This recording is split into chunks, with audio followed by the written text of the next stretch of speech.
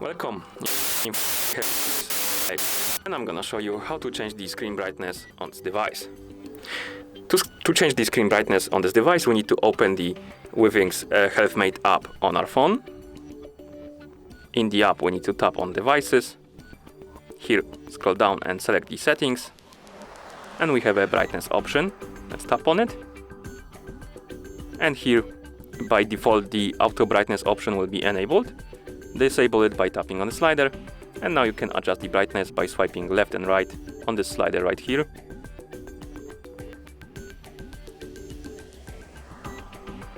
As you can see, you can decrease it, increase it to our liking. And once you're done, simply tap on back or go back, and your settings should be applied. And that's how you change the screen brightness on this device. Thank you for watching. If you found this video helpful, please consider subscribing to our channel and leaving a like on the video.